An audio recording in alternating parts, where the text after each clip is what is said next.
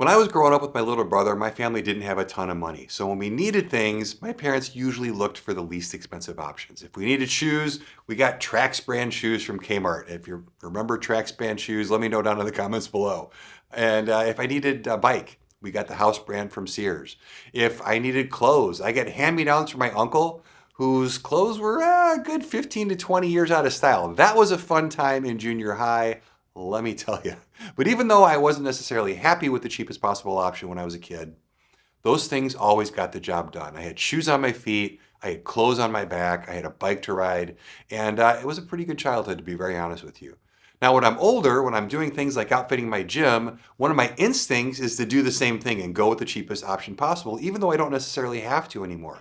So today in the podcast, what I want to talk about is, what do you get when you decide not to go with the cheapest option anymore and you decide to actually spend a little bit extra and go with something nicer?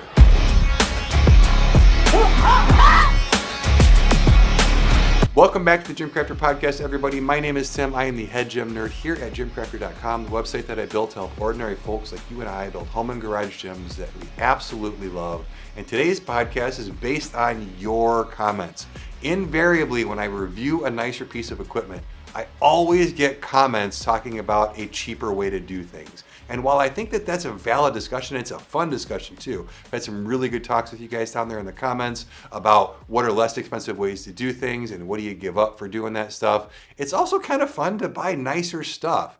But that's invariably, like I said, when I review something nice, there's always at least one conversation that goes something like this. You know, if like the Aries behind me, I'll review the Aries and I guarantee you somebody's going to go, yeah, well, this brand you've never heard of makes something that does the same things with the same specs and it's like half the price. You should go with that. And then there's somebody else that logs on and goes, yeah, but you could actually get the same thing from Alibaba and it would be even half the price of that. And then if you let the conversation go on long enough, there's like some Yahoo who's out there like reclaiming old wood from the garbage dumpster behind his house and going to the junkyard and buying scrap metal and DIYing his own gym, and somehow he makes money on the deal, right? So there's always this range of people, and I think that, look, there's people that fit in every category there, but it's interesting to watch those discussions like turn into a contest of who can do the same thing cheaper. And like I mentioned in the intro with the shoes and the clothes and the bike, sometimes it's not about the function of the products that we're getting. It's about other things. And I thought it would be interesting to talk today about some of the things that you get when you spend money on nicer things, when you buy more expensive things. Now, obviously, something being more expensive doesn't always mean it's nicer, right? Like even the higher price companies make some stinker products. I am deeply disappointed. But on the whole, when you do decide to spend more money on your gym, there's some things that kind of universally you do end up getting. And so I kind of broke out a bunch of those by category this time with some specific examples of things that I've had here in the gym, both things that you kind of lose out on when you spend less money and the nicer version of that same product. What do you get for that extra money? And before we get into the actual categories of stuff, as usual, I've got a couple of overarching things to kind of blanket over this conversation. Number one, another very common comment in the comment section is that nobody's got that kind of money. I know for my Force USA reviews, there were quite a few people who were like, who's got that kind of money? Nobody's going to spend that kind of money on that stuff. Just that, I can't believe they're even trying to charge that much. And it's like, I understand that a lot of people out there are struggling. And just to kind of relate to that, I remember when I first got out on my own and I got my first apartment was $850 a month. And I was an assistant store manager at Blockbuster Video making $8.50 an hour. So you guys can whip out your calculators and do that math. That basically meant that after I paid my rent, which I usually didn't, I was regularly 3 months behind on my rent, that I had between $150 and $200 for everything else. Gas, food, all that kind of stuff. I know for the longest time, I actually would go for a while. This will tell you how long ago it was. Subway had $5 footlong sandwiches. So for $5, you could get a footlong sandwich. And each of those footlong sandwiches was my meal for 2 days. I would have a 6-inch one day and a 6-inch the next day. And I remember one day when I was trying to go to Blockbuster, I lived by a train station. And again, this will tell you how long ago it was. They didn't have credit cards or passes or things like that. all of the meters in the train station lot for the commuters had coin operated meters. So what I would do is I would go walk back up and down in the rows, and people would regularly drop change out of their pocket when they're trying to feed the meter to go to work for the day, especially if they were in a hurry or things like that. And I remember one day I didn't have any gas in my car, so I went over to hit up the lot to see how much change I could scrape up. For the record, I'm not a vagrant, I'm a hobo. And I actually ended up putting 27 cents of gas in my car. I'll never forget going and putting, because you can't, you had to go to the cashier in the middle. I'm like, 27 cents on pump number, whatever it was. I'll never forget that. So I get it. Sometimes you're at a station in life where you look around, and all my friends were dirt poor too. And you look around and you're like, who in the world has money and how do they get it, right? So I get that and I understand that comment. But by the same token, for those people, there are a lot of people out there who have worked really hard their whole lives, who have busted their butts doing jobs they don't like, working hours they don't like, dealing with people they don't like, so that they can provide for themselves and their families. And those people oftentimes can't afford nicer stuff. And the reason that they buy the nicer stuff is kind of what we're going to talk about today. The next thing I want to make sure I'm clear on, a lot of the stuff I'm going to talk about today doesn't mean that the gear works better. So there's a couple of things that I'll mention that kind of have to do with that, but I want to make clear that the things I'm talking about and a lot of the things that you spend more money on don't mean that the product or the gear is going to do more things, right? Like if you buy a barbell is going to do what a barbell does, whether you spend $150 or whether you spend $650. Like they're going to do the same things. It's just one's going to do them in a very different way and going to have very different qualities than the other. And those are the things I want to talk about today. So I don't want to get hung up on you're spending more because this stuff does more. I really want to talk about the reasons why you may consider spending more. And really the audience for this podcast I think will help the most is there's a lot of you out there who have the money, but you're like, why would I spend the money? And what happens is we go online or we go on Reddit and things like that, and we talk to a lot of those folks who are struggling, who are putting 27 cents of gas in their car, and they're like, I bought a $5 bench off of Facebook Marketplace, and that's all you need to do. So the person who has the money is like, well, maybe I don't need to buy a nicer one, because nobody takes the time to say, this is the stuff that you get when you spend more money. So with all of that said, you talk too much. That's what today's podcast is going to be about. Let's dig into the differences you get and the reasons why, I hear people all the time, buy once, cry once, or buy nice or cry twice. And while those are nice, pithy sayings, it's like, what does that actually mean? So let's dig into today what that actually means and what you get for your money. And I want to start with something that isn't universal, but it's pretty darn near close. When you buy from companies that sell higher priced stuff, typically you are going to get better customer service. Now, this is one of those things that doesn't have a value until you actually need it. So I kind of want to talk about a couple things that have come up recently in the comment sections. I mentioned that I made a bunch of Force USA videos recently, and I was out there at their headquarters. And what I saw was when I'm there, their customer service and sales is right in the same building as their showroom. They're here US based. It's not a call center or anything like that. But again, if you don't need their help, that may not mean a whole lot to you. So about a week or two ago, all of a sudden on every Force USA video that I've made, and lately it's been a lot. We're going to take a break on Force for a while. Every single one, somebody had bought a Force USA, I believe a C20, and was missing parts. So in big capital letters, on every single Force USA video, they just railed against, this company's terrible. They shipped me something without parts. They aren't calling me back. And it was just this whole big litany of awful things about Force USA. Now, I called Force USA, and it turns out that they hadn't called that customer back within the 20 minutes that they had called, but they were aware of the customer situation. They took care of them.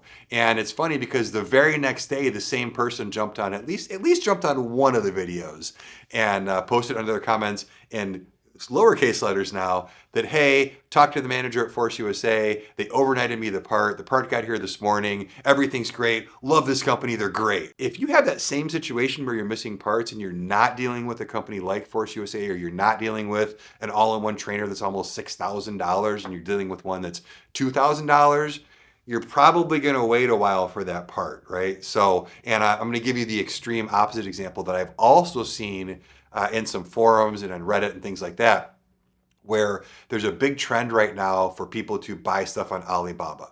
They're like, I'm gonna try my first. There's all these threads. Trying my first Alibaba purchase now.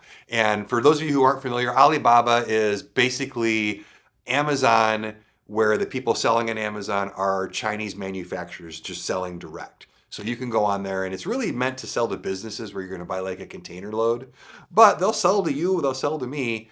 And the issue with Alibaba is they are not governed by any US laws, basically. Those companies can put whatever they want. So if you get something and you're missing a part, if they're even going to pick up the phone and you can understand what they're saying, or they can understand what you're saying, odds are you may never get the part. You may not get the part for 6 to 8 months. Worse than that, I see this happen a lot.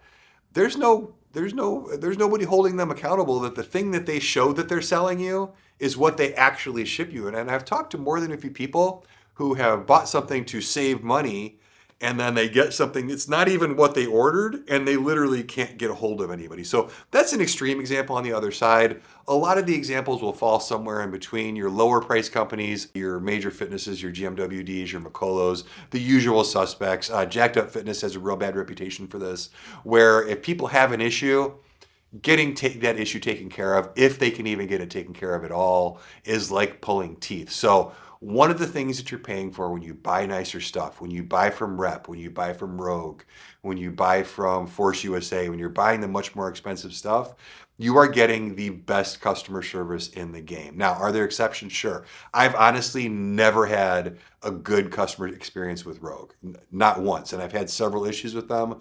But that being said, I've heard from enough people who have had great experiences with them to tell you that if you spend your money with Rogue, you're most likely going to have a great customer service experience if you have an issue. There's some in the middle companies, your Bells of Steels, your Fringe Sports, those companies like that. Those companies have very good customer service, but the solutions that they can offer you are limited by the much lower margins they make on their product. What you have to understand is that the more you spend on something, the more profit margin that company is making, and there's a few things that go into them taking care of you. And one of those is that they're still going to make a decent amount of money from your sale, even if they eat shipping on a part or eat the cost of a part or spend an hour with you on the phone. The lower that profit margin is, the less ability they have to offer you discounts to offset shipping damage, to send you a part, to spend time with you on the phone, to pay people to be in this country talking to you. So that's, in my mind, when I was sitting down to write this episode, the first thing that came to mind that's the biggest glaring difference between all the companies I've dealt with, and I've dealt with literally almost all of them, even stuff I haven't had their equipment here, I deal with them I was just emailing somebody today who wants me to review their products and is just relentless. I'm not interested in your product, and they keep getting back to me. And I can just tell just from that interaction that that's going to be a bad customer service interaction. So out of all those interactions that I've had, this is something that remains true most of the time. The more money you spend, the better the customer service you're going to get is. And since it's the source of a lot of customer service issues, the next topic we're going to talk about is shipping. So I have in my gym right now, I'm sitting in front of an Aries 2.0 wall mount, and across behind the camera is a Fringe Sport Dane. Love both of them, right?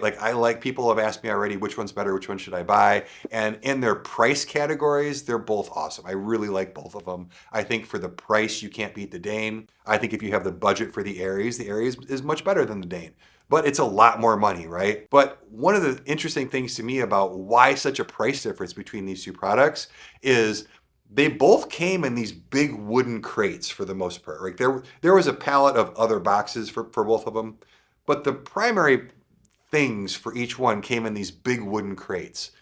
When I opened the Fringe Sport crate, all of the parts were just bubble wrapped and thrown in on top of each other.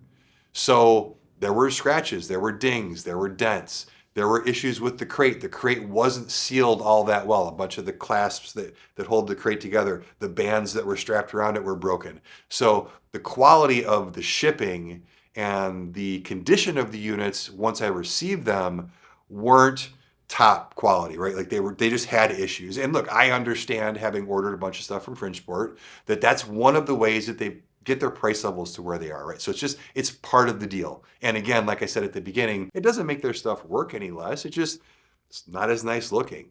So when I opened the Aries was amazing.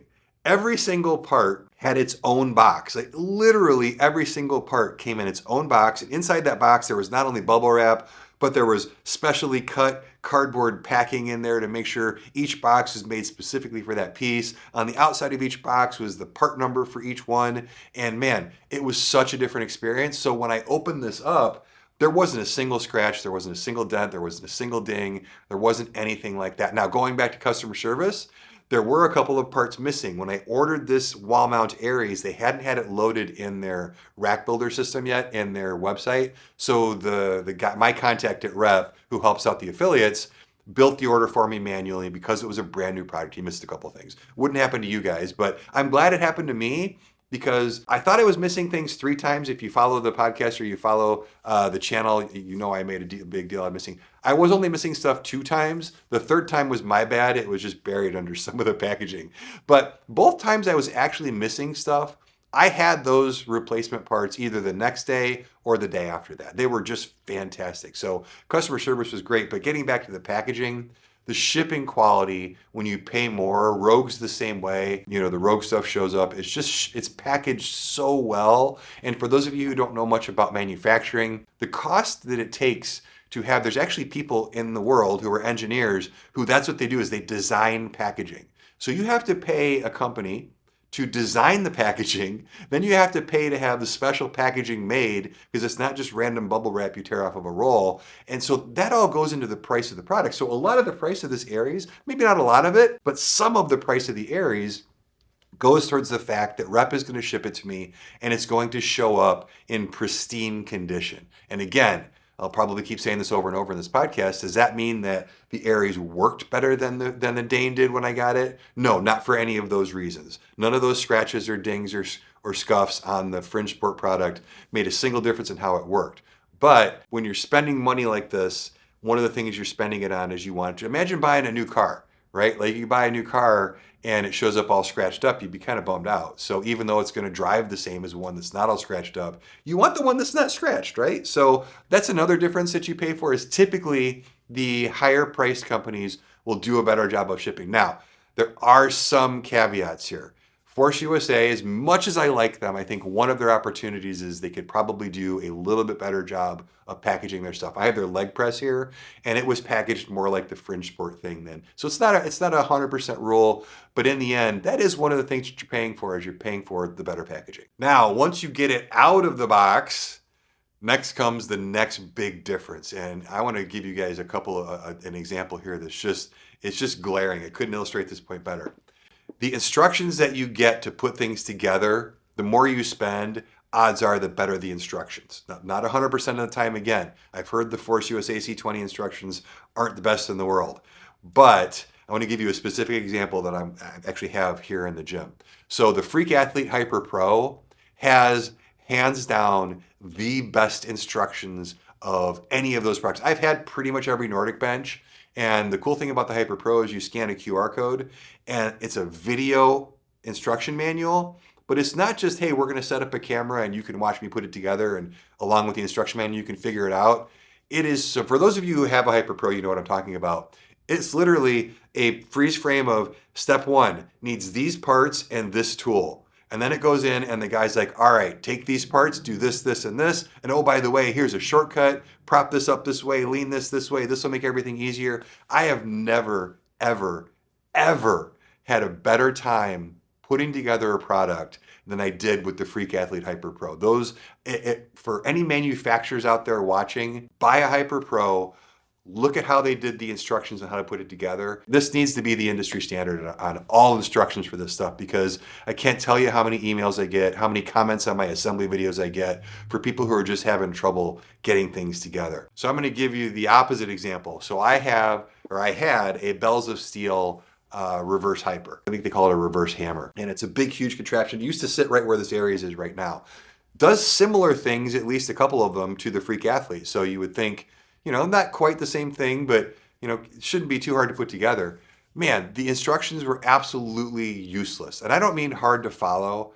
I mean absolutely 100% completely useless. Step 1 was just an exploded diagram of the product, printed so small that you couldn't read it and had been copied so many times that all the writing was like blurry. It looked like somebody had made it on a mimeograph machine.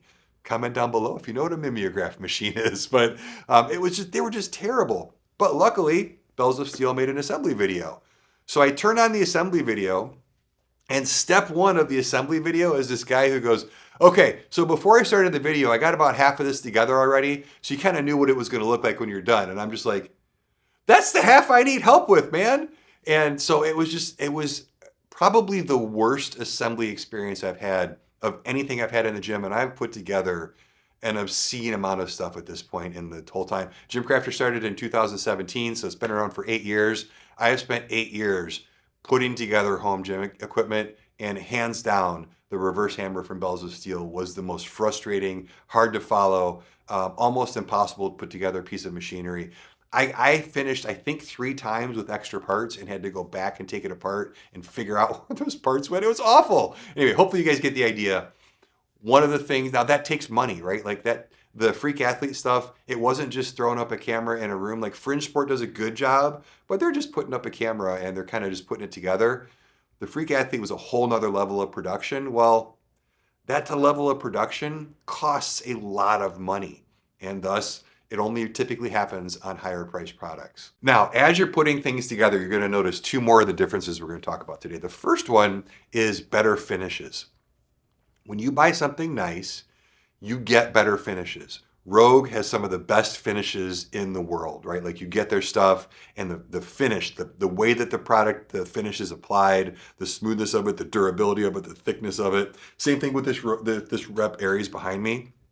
The finish on this thing is stunning. It is so, so good. There's not a sharp edge on anything. The finish is evenly applied. Clear grind, which if you follow the channel, you know the clear grind is my favorite color of all home gym equipment. Looks way nicer than stainless steel. It's got this really cool character to it. It catches the sunlight when it comes in.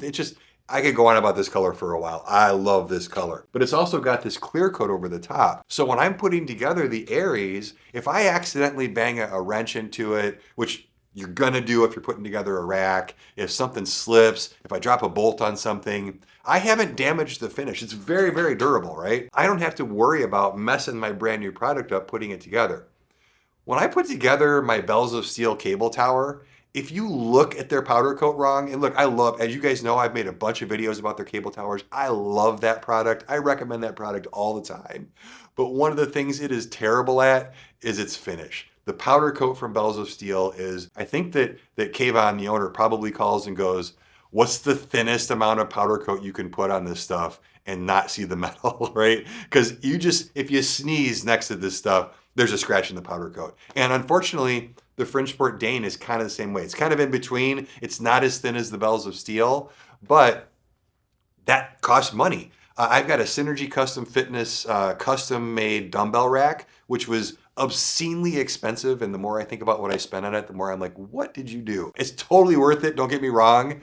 But one of the reasons you do that is the finish on that product, because it's made to order. Everything is cut and built to order. Everything is powder coated the color that you want when you order it. It is the best matte black powder coat of any product I've ever gotten. It is fantastic. And when I went to put together this stupidly large dumbbell rack, I ran into it. I knocked wrenches into it. I dropped bolts on it, the shelves, because I'm a dummy and it's a 2-man job and I did it with one person. I don't even know how. It's not scratched. It's fine. So that's one of the things that you're paying for. Again, one of the many things that you're paying for when you spend more money is, while on the listing online, this one looks black and this one looks black. So what's the difference? One of the intangibles that you don't see until you get the product, especially once you're putting it together, is the finish of the higher end products. It's miles nicer than the more entry level stuff. An example from when I was a kid, that Sears bike I had, which got me from point A to point B fine. I actually really like that bike. But it wasn't a Mongoose, it wasn't a GT, it wasn't a Hero, it wasn't one of the cool, it wasn't a Specialized.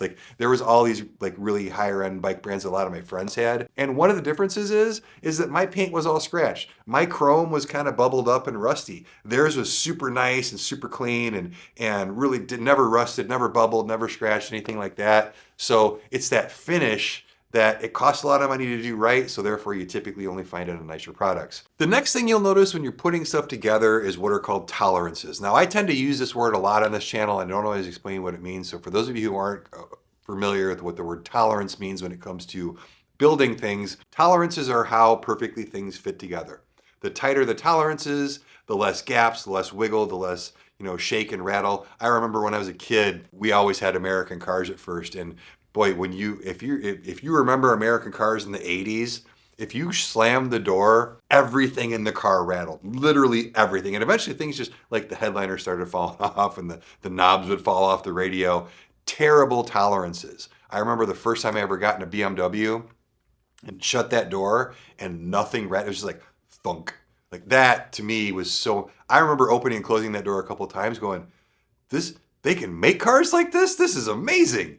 And so that's what I'm talking about when I'm talking about tolerances. And one of the big differences you'll see the more you spend on stuff is the better the tolerances are. And that's typically because engineers have more time to make things correctly. They're more skilled engineers. The factories that these things are manufactured in are factories that are able to manufacture with better tolerances.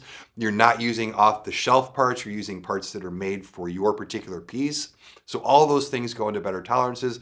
All those things cost money. So let me give you a couple of examples. So I'm going to bring up Force USA again. I talked about this in one of my recent podcasts, but one of the things that impressed me the most about the Force USA product was that their trolleys, when you go up and down the uprights, there's no wiggle room or play. There's no give. There's no nothing. Even on the Aries, which is really nice, you can hear that. There's some play in those trolleys. In the Dane, there's a lot of play on those trolleys, right? Now, does that affect how they work? Absolutely not. But, like for the Dane, for example, those are probably off-the-shelf trolleys. Those aren't made specifically for that. The pieces that slide up and down the uprights on the Force USA C20 are made specifically for that. So the tolerances are perfect. And there's just a huge difference. It was something that really struck me. Again, does it make one work better than the other one? No. But when I'm spending that much on something, and that's actually when I do the review of the Aries, it's one of the things I'm going to knock on the Aries is that if I was to spend, or I did spend, I bought the Aries, when I spend this much on something, I expect that not to be anywhere on the product. Again, and I had somebody actually comment, well, what difference does it make? Well, the difference it makes if it's a $2,000 rack is, well, that's part of buying a $2,000 rack. When it's a $4,000 or $5,000 rack, to me, that doesn't belong there. And typically when you spend more, and this is where Rogue, again, you guys know I'm not a huge Rogue fan, but I am absolutely willing to give Rogue credit where it's due. And their tolerances on their racks and their pulley systems and things like that are phenomenal. Like there is very little wiggle, there is very little rattle or anything like that. It's very, very well done. Let me give you an example of the opposite side. You guys know that I typically don't recommend that you buy Major Fitness, Mikolo, GMWD, and things like that. So I remember putting together, I had a Major Fitness B52 in here, and I was putting it together, and in the instructions, every page of the instructions says, hand tighten only, hand tighten only. And you'll see that on some things, like step 1, hand tighten only, step 2, now crank everything down, and that was the case on all the other stuff. That's pretty normal. But you never see only on the last page of the instructions, okay, now go and tighten down all the bolts. And the reason for that is that B52 by Major Fitness, you could only barely tighten each nut and bolt because if you didn't have a ton of play in all of the parts, you weren't going to be able to get the next nut and bolt through the right holes to connect things together. The tolerances in that product are awful.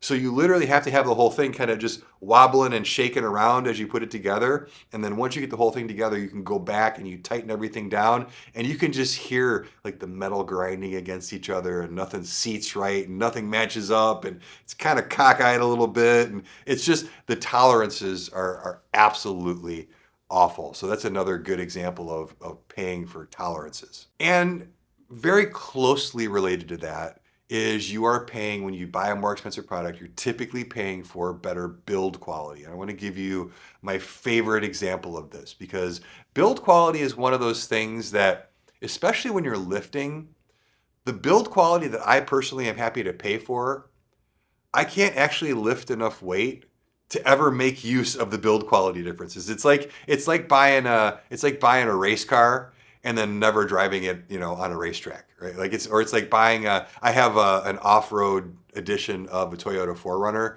And while I've taken it off-road a couple of times, and boy, it's come in handy in the winter here in Chicago, for the most part, I just like the way it looks, right? Like it's the quality of that, the purpose of that, I'm not really making use of. And I think that's the case of a lot of the build quality in home gym equipment.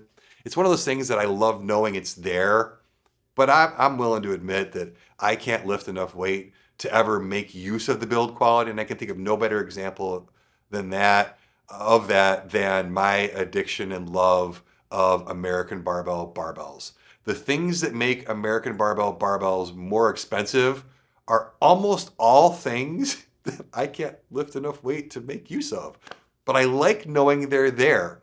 So I'm gonna give you a couple of examples. So when you look at an American barbell bar, the steel alloy that they use, when you look at it under a microscope, there are no little fissures or cracks or anything in it. It's a completely different structure than if you looked at the steel that a Rogue barbell or Rep barbell, which aren't cheap barbells, by the way. And then, geez, anything off of Amazon, an X Mark barbell, a Synergy barbell, you look at those under a microscope and you can tell that the quality of steel is different. Steel isn't steel. For those of you who have ever worked with steel or ever worked with metal, you know that just because something's aluminum doesn't mean it's the same quality aluminum. Stainless steel is another great example. You see a lot of people using stainless steel on things, and then you get it in your gym and it rusts. That's not the best quality stainless steel. So when you buy an American barbell bar, part of what you're paying $400, $500, $600 for is the quality of the steel. Now, does that matter at all to me? I like knowing it's there, but it doesn't matter at all. I'm never going to put enough weight on that bar to where the quality of that steel is going to come into play. Now, if you're Brandon Campbell Diamond and you're using the Il Padrino deadlifting bar and he's deadlifting a stupid amount of weight that I'll never ever be able to deadlift, it matters to him because the amount of weight he's putting on that bar flexes that bar, and the quality of that steel is going to make a huge difference, not only in the durability of the bar, but also in what's called the whip of the bar, and it's going to just work better. But that build quality is there and you're paying for that. Also, when you look at, for example, their Olympic lifting barbells, they do something really cool where Olympic lifting barbells, for those of you who aren't familiar, the sleeves spin on bearings. They spin very, very freely. Most of us don't need Olympic lifting barbells in our gym. It's for people doing cleans, jerks, snatches, things like that. Some CrossFit stuff, but really Olympic lifting, which you should typically be doing at a gym with a coach. But if you buy a bar for your house, you're buying one like that, and it's got bearings in the end. They're called needle bearings. Well, most bars are less expensive bars, and I'm going to include the ones by Rep as much as I like Rep's barbells. When you take the sleeve off, the bearings themselves are riding right on the actual inner bar stock itself. So what happens is if you put a ton of weight on those, the outer housing of the bearing, which is called a race, which is sitting on that bar stock, actually, as they spin and as those bearings spin, they cut into and they score that bar stock so that eventually the bar stock will break. If it's getting a lot of use and it's getting a lot of use with heavy weight, that will happen. Again, is that something that's ever going to happen to me? No. But if you do a lot of like competitive Olympic lifting, it could. So what American Barbell does is they take a big bushing and they wrap it around their bar stock, and then they buy bigger, much more expensive needle bearings to wrap around that. So they actually put a metal kind of spacer in between the bearing and the bar stock so that as that bearing spins, it isn't even able to score the bar and that bar will never break. And when you look at American barbell bars, there's probably 5 or 6 different just build quality things that go into their bars. Another one, talking about Basement Brandon again, one of the ways that he tests his bars is he'll actually take, if somebody sends him a bar, he'll pick it up and he'll drop it and it'll rattle, rattle, rattle. And then he'll compare, he always compares it to an American barbell bar because he'll pick up that bar and drop it. And it's like that BMW door. It's like thud. So the tolerances are better, but the build quality is much better. And that's one of the things that you're paying for. Now, let's kind of parlay that into an example that applies to most of us. When you're looking for barbells, I always recommend that you go with a major manufacturer. Go with the Bells of Steel. If you need a budget barbell, the Bare Naked Power Bar is a good bar if you want a nice aggressive knurling on it. The Rep Fitness Delta bar, Delta Basic bar, I think it's called, if you don't want it quite so aggressive. There's a few really good budget bars. Now, I haven't tested these recently, so I don't know if things have changed, but way back in the day, Xmark used to be one of the bigger lines of barbells that you could buy. They were only sold on Amazon at that time, and they were very inexpensive. Now, the specs all looked great, the tensile strength, the weight capacity, things like that. But there were just a ton of people that A, I knew personally, and B, that would post online about they would leave their bar on their bench overnight with a couple of plates on it, and they would come back a few days later and the bar had actually bent. That's a good example of if you're going to be at a lower price, you're still going to get better build quality if you just spend a little more than $75 or $100. Spend a couple $100. Spend $250. If you spend $250 on a barbell from Rep, they make two really good ones. They make the Badlands bar and the Black Canyon bar. One of those is an Olympic lifting bar. One of those is a power bar. Both are great bars. I've got them both, each one of each stored here on this rack here. I use them all the time.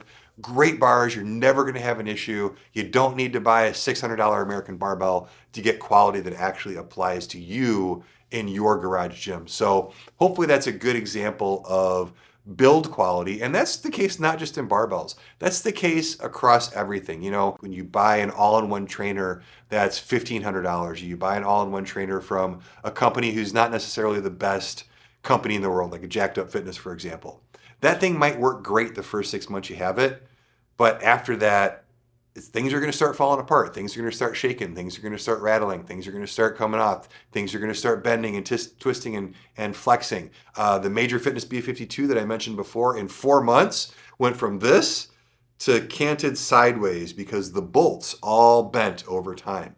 The Smith machine had so much lateral play in it, I could move each end up and down independently of the other. It was just, and it wasn't like that right out of the box. So build quality manifests over time. So when you're spending more money on stuff, hopefully what happens, and again, like I said at the beginning of the podcast, I wish this was 100% universal. There are definitely some expensive things that don't have great build quality, but on the whole, one of the things that you spend more money on is the build quality, so that the things that you spend that more money on, you do really buy once, cry once, because it's a thing that you're going to have forever. This Aries behind me, if this was my home gym and I bought this, unless I decided to change the format or just decided because I wanted to, I will never have to replace this. I will most likely never have to repair this. The most I'll ever have to do, if I use it for a very, very, very, very, very, very long time, is you may have to replace your cables at some point.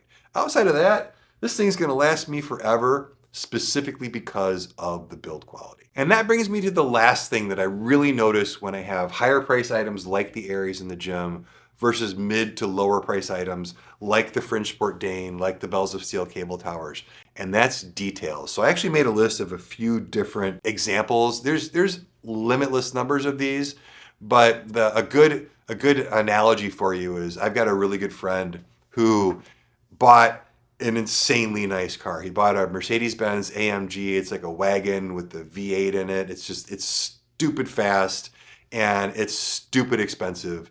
And it's the nicest car I've ever been inside. But one of the things that I realized when I got in the car is that every single detail was perfectly thought out. Every piece of trim, every piece of chrome, every handle, every knob, every like pleat in the seats, every like where the carpet's at. Like as we looked at this car and as he showed me this car, I was just like, and look at this and look at this and this lights up and this moves and this gets out of your way. And it was insane. And that's a nicer car than I'll ever have. But it's a great example compared to my 4Runner, which is a nice car. I really like my car, but that level of detail is not there, right? It's more utilitarian. It's more just, it gets the job done. It's great. It's nice. But man, it is nowhere close to as nice as a Mercedes.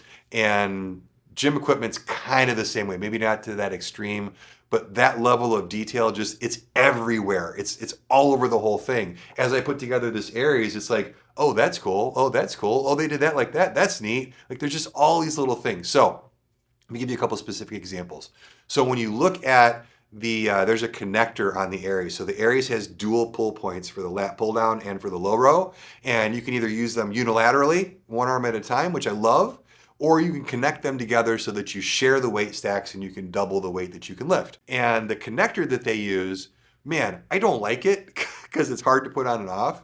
But it's not hard to put on and off. It's just, it's not a quick connect thing. And I'm down with the quick connects, put it that way. But as far as the quality goes, I've seen connectors from Force USA, I've seen connectors from Bells of Steel, I've seen the connectors made by just about everybody else out there, and this thing is on a whole nother level. It's got these knurled thumb screws that go into the end that attach it onto these U-clips that attach to the cable, and then it's got just shaped and molded spots where all of your carabiners go through.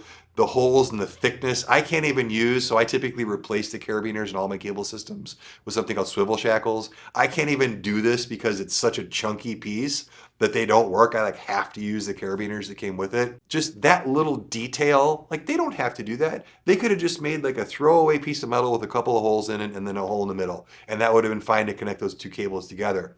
But the level of detail and the level of thoughtfulness when you look at a product like the Aries, even something throwaway like that. A lot of companies, they might design their own piece and then they'll go to Alibaba and buy all the accessories. That's what Force USA used to do before their new 3x3 line. They would go to all this trouble to design these really awesome pieces, and then they would just buy all their accessories in a bundle from Alibaba, and the accessories were just mediocre. Whereas when you look at something like the Aries, when you look at the new Force USA products, those details, like those connectors, are just so much nicer. I'm going to give you another one from my buddy Matt Porter over at Porter Phys Ed. I'm going to be doing an entire video. I realize how much of Matt's stuff I have in the garage here, and I'm going to do a whole video on just his company and his stuff. I really like everything he makes. He's not trying to make inexpensive stuff. He's trying to make nicer stuff, and he makes these things called Eclipse grips, which I use probably more than any other cable attachment I have. They're just awesome. And one of the things that makes them awesome is just the level of detail. So the Eclipse grips are little short handles, and the way that the top swivels, he actually went to a company and bought a specific type of bearing so the top swivels a certain way. The knurling is just beautifully applied. There's perfect knurl terminations along the outside. The width of the handle, he went through so many different ones trying to pick out the right width. The angle of the base plate and how it sits against your hand, that detail. He even came out with little leather grommets that you could put over it so to go between your hand and the unit so it's even more comfortable. And he actually went to a higher end leather company, not just give me some leather stuff. He went and sourced the leather, because I know he sent me a bunch of stuff. He's like, which one of these do you like? What color do you like better? So I know he went through a lot of effort into all those little details. Now, these are pretty expensive. I'll put a link to this down below so you can check them out for yourself. They're an expensive cable attachment, right? But one of the reasons that they're expensive, and one of the things you're paying for in this cable attachment, is just the level of detail in Matt's stuff. It's just he's thought of most things. His brain works differently than yours and mine. It's just he sees things and he's like, this needs to be a certain way, and this needs to be a certain way, and this needs to be a certain way, and the colors and the finishes and all that stuff. So those Eclipse grips are a great example of paying for just a nicer level of detail. Another one that I think about right away when I think of well thought out details is Temple of Gains.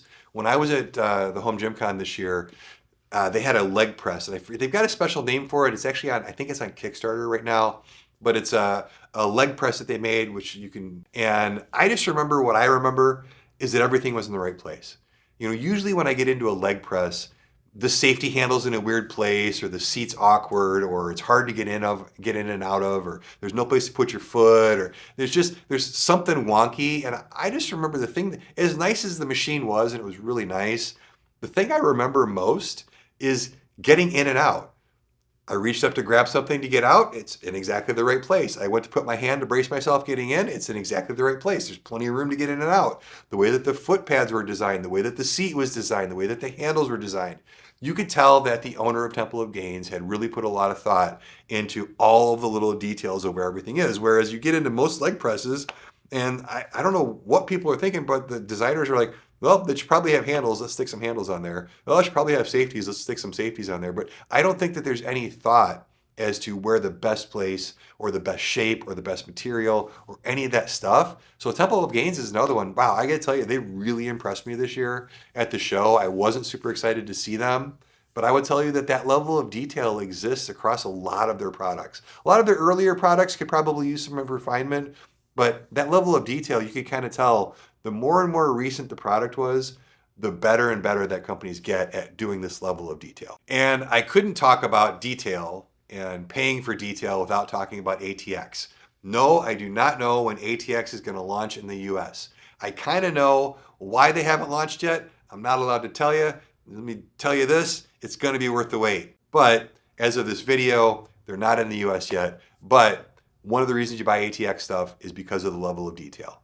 Every little nuance and aspect of everything is thought out. And one thing that just comes to mind right away, they make a GHD. For those of you who don't know what a GHD is, it's this contraption you get up on top of and you kneel on it, and one side holds your feet down and the other side holds your knees, and then you kind of go down and up like a Nordic curl-ish. So that's my quick way to describe to you audio folks out there. And where you put your knees on every other GHD, you wedge your knees into this rounded pad that's on top. On the ATX GHD, there's a little shelf, padded shelf, that when you're learning to do your GHDs and you're a beginner, you can flip this shelf up. It gives you extra support for your knees. It makes you feel a little bit safer and a little bit more confident up there. And it's something they didn't need to do. It's an extra expense that most people wouldn't care because it's not on any other GHD, but it's a detail that they thought about because they understood the issues that some people will have using that particular piece of equipment. So they put that detail on there. And that's a great example of, and I actually made an ATX video called Details Matter, and the whole video is about all those things. So if you're interested in that type of stuff, I'll put a link to that video down below so you can go check it out. But ATX is a detail-oriented company. And there you go. That's kind of the things that when I sat down to think about what sets the more expensive stuff in my gym apart from the less expensive stuff in my gym, those are the kind of the things I talk about. Like I said, I didn't really mention features or functions at all, right? Like you can do pull-ups on anything with a pull-up bar. So it's not that one works better than the other one. It's just that some stuff works a whole lot nicer than other stuff. So while you can build your gym without spending all kinds of extra money, there's some reasons why if you've got the extra money to spend and you're not sure why you would want to spend more on one thing than another, those are some reasons why you might want to do this. So here's what I want to know from you guys. For those of you guys out there who do buy nicer stuff, which of those reasons, or maybe one I didn't cover, make you spend more money? And one thing I didn't cover is just kind of brand recognition. I know a lot of people buy Rogue because it's Rogue. I've never been a big fan of doing that, but that doesn't mean that everybody feels that way. So is it name brand recognition? Is it company history? I know I didn't also cover the country of manufacture. I know made in the USA stuff is more expensive. So is that why you spend more money sometimes than other stuff? You just like knowing where it's made? Let me know in the comments why you spend money. And for the rest of you who go, I know that it's made in the USA and I know that it's got a nicer finish and I know that they've got better shipping, but I'm going to spend less money. Which are the things that you're willing to live without? Like, which are the things that, like, if there was a company and they're like, okay, we're going to make the same product and we're going to have this one that's super expensive that has everything that Tim just went over, or you can take some of those things off. Like, if you don't have nice packaging, you can save $500. If you don't have, these 3 details, you can save $300. Like, which of the stuff that I went over are you most willing to live without to save money on your product? Because I know a lot of the companies who make this stuff actually watch these things now and read your comments. So let them know. Let them know the stuff that you're like, hey, if you could bring the price down, I'm willing to live without X. So there you have it. Buy once, cry once. Buy nicer, cry twice. There's some reasons why you would want to do it. Thanks as usual, guys, listening to the end. This is episode 61. I can't believe I'm still making podcasts. So as long as you guys keep listening, I'll keep making them. And again, thanks for listening to this long. Make sure you like, subscribe, share, all that kind of fun algorithm stuff. And until the next time, I'm Tim with GymCrafter.